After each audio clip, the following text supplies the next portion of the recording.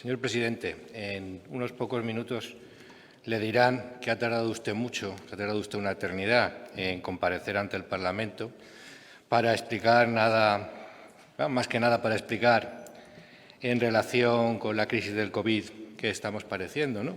Pero bueno, en rigor lo que querrían es que viniera usted a explicarse, sin más.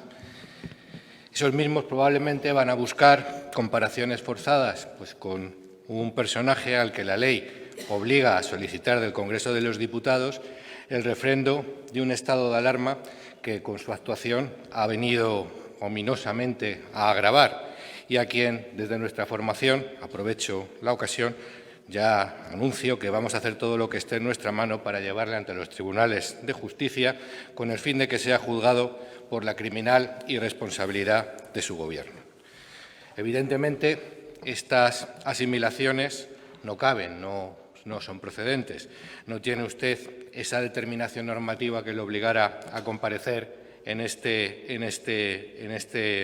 esta Cámara. Por eso, desde mi grupo no nos sumamos en estas fechas precedentes a las peticiones que se hacían desde los partidos de izquierda para que usted compareciese ante la Diputación permanente.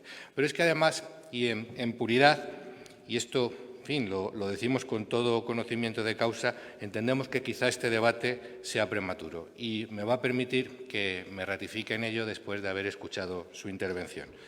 A nuestro juicio, en estos momentos, siempre dentro de lo que en Vox consideramos que debe de ser un comportamiento responsable de una fuerza política que no está en el Gobierno, a nosotros nos interesa más la información que se nos pueda proporcionar desde aquellas consejerías que en estos momentos tienen un cierto peso, ¿no? Que aunque inicialmente se hubiera cedido al Gobierno central, ha sido inmediatamente devuelto pues, en la lucha, ¿no? en la que estamos inmersos. Pues singularmente salud, empleo, economía, unas derivadas de la Consejería de Presidencia o la holística, ¿no? Consejería del señor Marín.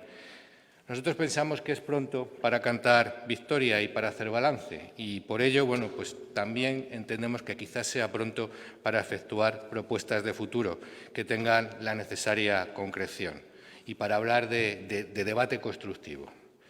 Porque ahora mismo, si analizamos dónde estamos, bueno, pues la realidad es que, aunque usted no lo haya dicho, pero no lo ha dicho expresamente, pero hemos podido comprobar la incapacidad del Gobierno central para liderar y coordinar todos los esfuerzos y todas sus intervenciones se vienen contando por fracasos estrepitosos, algunos de los cuales podrían movernos a la hilaridad si no fuera por el terrible momento que estamos viviendo y por la espantosa cifra de muertes.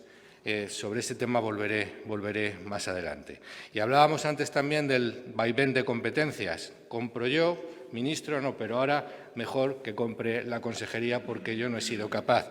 Yo me hago cargo de las residencias de mayores, como anunció pomposamente el señor Iglesias, pero a la vista del desastre mejor que sean las comunidades quienes lidien con el problema.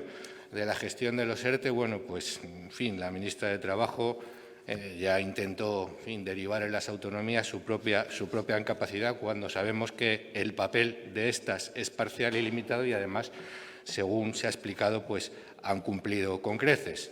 Si hablamos de recursos, si hablamos de materia económica, ya lo ha dicho usted, asignación de fondos, ni siquiera en Madrid, según decían, ni siquiera saben la cuenta en la que tienen que hacer los ingresos. Nos imaginamos que ustedes no habrán bailado los números, ¿no?, cuando les mandaron la cuenta. En fin, un Estado, el autonómico, que ha mostrado todas sus vergüenzas, que ha mostrado todas sus disfuncionalidades a la hora de gestionar una situación de emergencia, porque no hay realmente mecanismos de colaboración ni de comunicación, ni siquiera la buena voluntad de los diferentes gobiernos autonómicos y de alguna persona en la Administración central ha conseguido que las cosas funcionen. Yo tengo cierta curiosidad por el enfoque, que será sin duda creativo, que se pueda dar por los partidos de la izquierda que están sosteniendo a un Gobierno central. Y lo digo porque probablemente se las apañarán para preguntarles y para preguntarle a usted de todo eso que están intentando evitar por lo civil y por lo criminal, y no es una mera retórica, no es una frase retórica, como digo, todo aquello que están intentando evitar por lo civil y por lo criminal, de que no hable el presidente Sánchez y sus joviales compañeros de Gobierno, que no quieren ver un ataúd ni en pintura, ni en las noticias, ni en las redes sociales.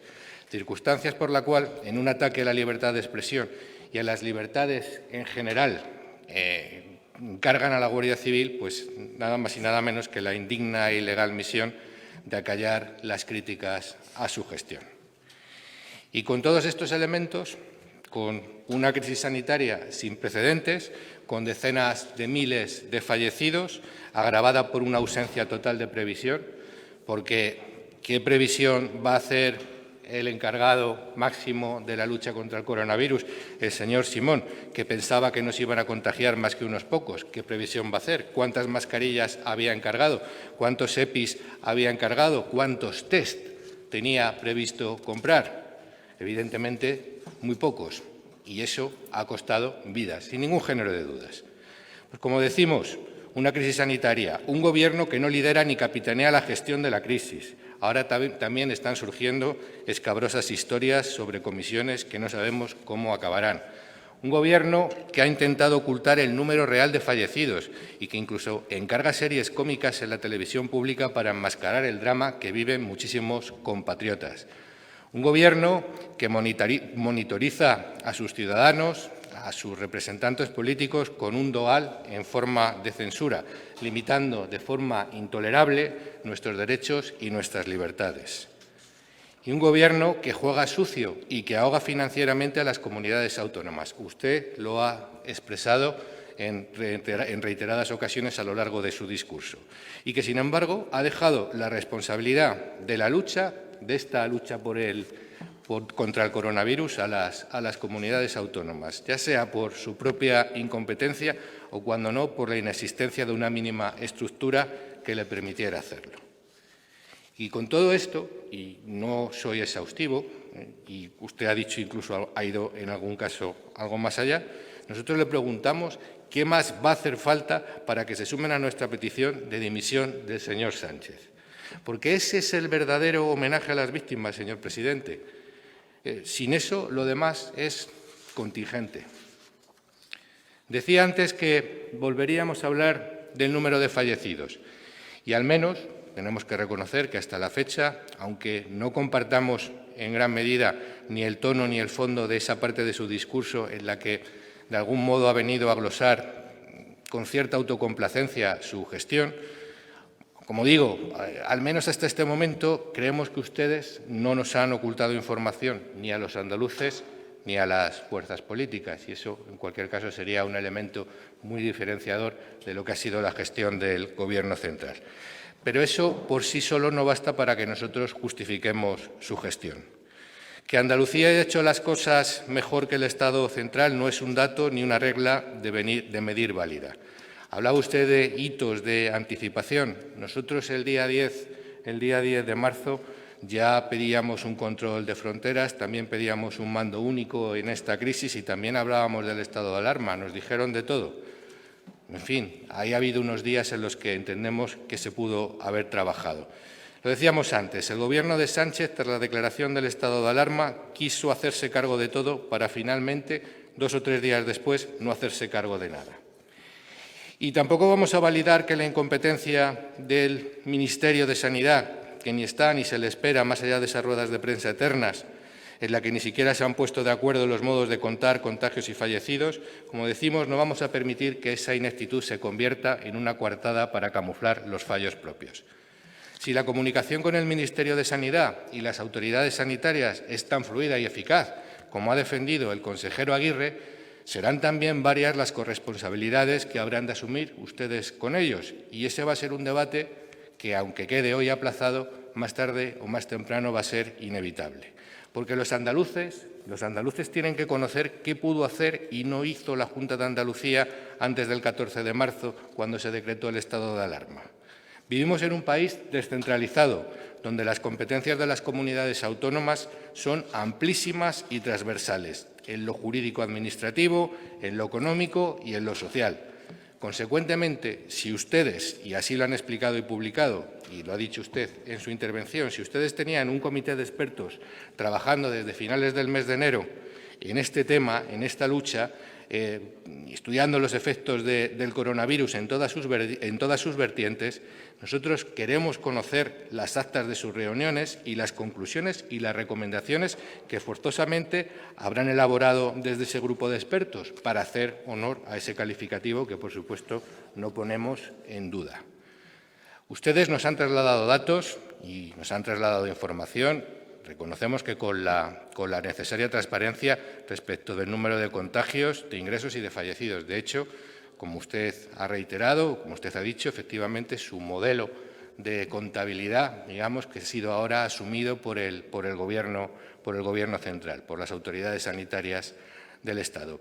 Pero va a ser imperativo que conozcamos de qué modo y manera se controló y vigiló desde la Consejería de Igualdad o desde la Consejería de Salud cómo se estaban gestionando las residencias de mayores, porque hemos compartido el alivio del consejero Aguirre cuando conoció los datos de los test rápidos gracias a una actuación en ese momento eficaz una vez que tuvieron los test. Pero, aún así, tienen que explicarnos qué pudo hacerse antes para evitar alguna de las casi 400 muertes y por qué no se hizo, si es que no se pudo hacer nada. En definitiva, hay interrogantes por despejar y creemos que todavía quizás no es el momento para ello, pero creemos que puede ser interesante que empiecen a trabajar en ello. Por otro lado, nos habla usted de unos pactos de reconstrucción, una alianza por Andalucía. Y a nosotros esto nos despierta ciertos y creo que fundados recelos. Primero, porque nosotros entendemos que probablemente cualquier cosa seria que se quiera hacer en este sentido requiera de una solución nacional. Pero, claro, esa solución nacional, con el señor Sánchez al frente del Gobierno, pues tiene mal camino. Nosotros, aunque recién llegados a la política, ya sabemos, y lo dijimos en enero, que no se puede ser amigos de todos. A nosotros nos sorprende todavía en estos momentos que ustedes piensen, y después de lo que hemos venido oyendo, después de lo que van a oír, incluso ahora en unos pocos minutos, que piensen ustedes que de Adelante Andalucía o del Partido Socialista que puedan esperar de ese lado del hemiciclo, como digo, una ayuda sincera y leal. Usted decía que nada va a ser como antes, pero algunas cosas no van a cambiar. Aunque usted cite a Benedetti, ya se lo anticipo. Con nosotros forjaron ustedes unos presupuestos que contaban con medidas e instrumentos que iban a posibilitar, si se actuaba con voluntad y decisión, cambiar las cosas en esta tierra tras 37 años de un virreinato que hizo de la corrupción y del clientelismo su principal seña. Es obvio que las circunstancias han cambiado radicalmente. Esos pactos no resultan válidos en cuanto a las cifras y a las cuantías. Pero nosotros entendemos, y antes de iniciarse este debate hemos estado hablando con su consejero de Hacienda, con el señor Bravo, nosotros pensamos que la filosofía que inspiró esos acuerdos resulta ahora incluso más necesaria que lo fue en su momento. Hablar de una administración austera y eficaz, de desmantelamiento de la administración paralela, de bajada de impuestos, de condicionar ayudas y subvenciones a criterios de verdadera utilidad social, hablar de colaboración privado-pública, hablar, en suma, de honestidad y de transparencia. Esta es nuestra contraoferta.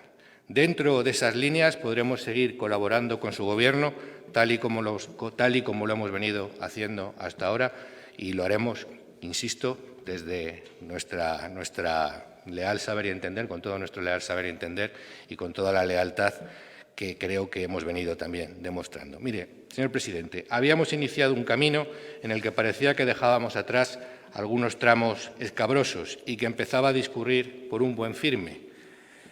Ya la pendiente también era suave y ahora, de manera abrupta, nos hemos visto obligados a dejar ese camino y hemos de seguir por una senda que incluso, además de ser más dificultosa, incluso a veces pues, se desdibuja, no la vemos con toda claridad. Pero lo cierto y verdad es que si conseguimos no desviarnos, si no perdemos su rastro, al final nos lleva al mismo destino al que nos llevaba ese camino originario. Si no perdemos de vista cuál es el objetivo, podremos alcanzarlo.